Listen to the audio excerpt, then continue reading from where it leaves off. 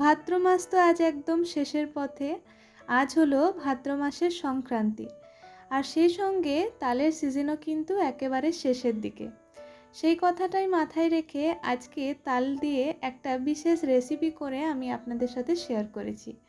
আজ বানাবো তালের প্যানকেক।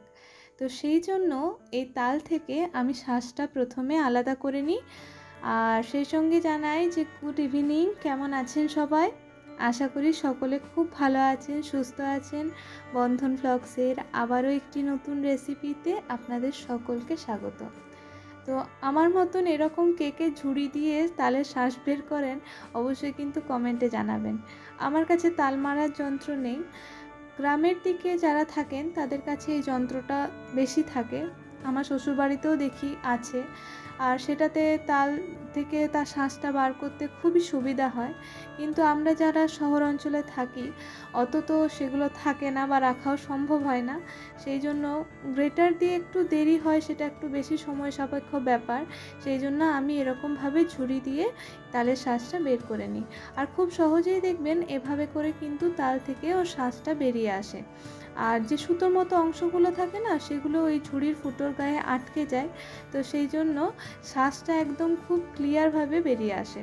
তো চলুন এটাকে বার করে নিই, আর সেই সঙ্গে মূল রেসিপিতে চলে যাই।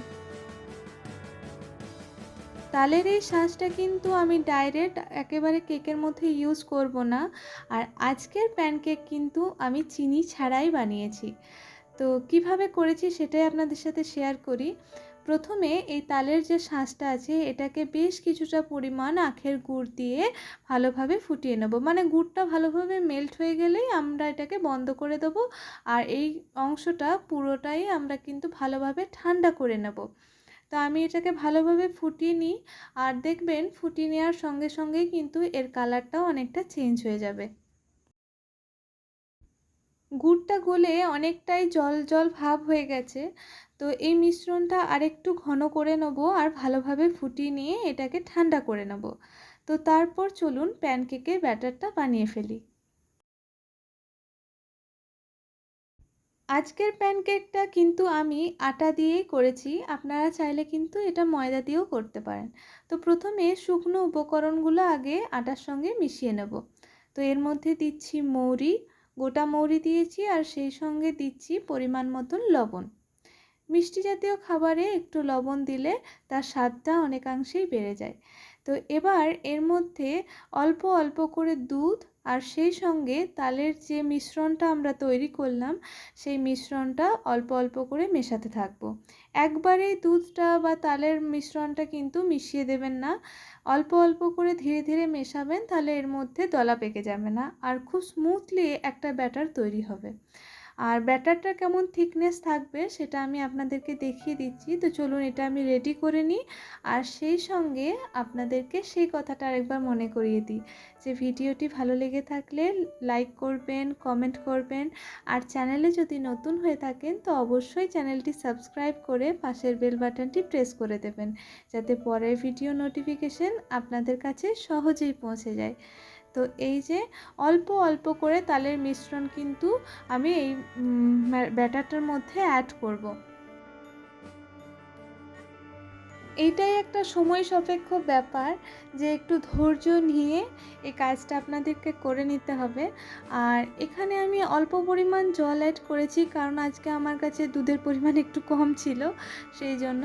তো আপনারা কিন্তু চাইলে অবশ্যই পুরোটা দুধ দিয়েই বানাতে পারেন। জলটা অ্যাড না করলেই ভালো হয়, কিন্তু অ্যাড করলেও কোনো অসুবিধা নেই। তো এই যে ভালোভাবে মিশ্রণটা দেখুন ধীরে ধীরে তৈরি হচ্ছে। আর এইভাবেই কিন্তু একদিক থেকে কিন্তু কাঁটা চামচে করে বলুন বা হুইস্কে করে বলুন ঘোরাবেন, তাহলে কি হবে, এটার মধ্যে কোনো লাম্পস তৈরি হবে না, একটা স্মুথ ব্যাটার তৈরি হবে। তো চলুন আরেকটু পরিমাণ এই শাঁসটা দিয়ে দিই। তালের সময় তো আমরা অনেকেই লুচি, ফুলুরি, বড়া বা তালের কেক এসব তো করে আমরা খেয়েই থাকি, তাই না? তো নিত্য নতুন রেসিপি করে করলে বাড়ির লোকজনও যেমন খুশি হয়, তেমনি কিন্তু নিজেদের মনটাও খুব ভালো লাগে। তো দেখুন এই যে তালের প্যানকেকটা, এটা কিন্তু ছোটোর থেকে বড় সকলেরই কিন্তু খুব ভালো লাগবে। আর সন্ধেবেলার নাস্তার আইটেম হিসাবে এটা কিন্তু খুব ভালো যাবে, তাই না? তো বাড়িতে অবশ্যই এটি কিন্তু ট্রাই করবেন আর আমাকে জানাবেন যে কেমন হয়েছে আজকের রেসিপি। তো এই যে ভালোভাবে একটা স্মুথ ব্যাটার আমি তৈরি করে নিয়েছি। তো চলুন এবার প্যানকেকগুলো ভেজে নিই। ভেজে নেওয়ার জন্য একটা ফ্রাই প্যানের মধ্যে আমি অল্প পরিমাণ বাটার গরম করে নিয়েছি। তো প্রত্যেকবার ব্যাটারটা দেওয়ার আগে প্যানে অল্প পরিমাণ বাটার কিন্তু দিয়ে দেবেন। এবার এর মধ্যে 2 হাতা ওই ব্যাটারটা দিয়ে দিলাম ভালোভাবে গরম করে নেওয়ার পর।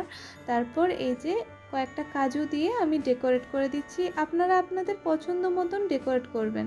তো তারপর এই যে ঢাকাটা দিয়ে লো ফ্লেমে রেখে 2 থেকে 3 মিনিট অপেক্ষা করব। তার মধ্যেই দেখবেন ওপরটা এরকম বেশ ফুটো ফুটো হয়ে গেছে আর নিচটাও দেখবেন এরকম হালকা হালকা বাদামি রং ধরেছে। তখনই বুঝতে পারবেন যে এটা ভেতর থেকে ভালোভাবে কুক হয়ে গেছে। তো এটা এতটাই সফট যে মুখে দেওয়ার সঙ্গে সঙ্গে কিন্তু মিলিয়ে যায় আর ছোটোর থেকে বড় সকলেই কিন্তু এটা খুব ভালো লাগবে। কারণ এটার মধ্যে যেমন তালের একটা ফ্লেভার আছে, বাটারেরও একটা ফ্লেভার আছে, সেই সঙ্গে কিন্তু এই কাজু বাদামটাও যখন মুখে পড়বে তখনও খেতে খুব ভালো লাগবে। তো আজকের চটজলদি এই নাস্তার রেসিপিটা আপনাদের কেমন লাগলো অবশ্যই কিন্তু আমাকে জানাবেন। আর সেই সঙ্গে নতুন হয়ে থাকলে অবশ্যই চ্যানেলটি সাবস্ক্রাইব করে দেবেন। আপনাদের সঙ্গে দেখা হচ্ছে আমার নেক্সট ভিডিওতে।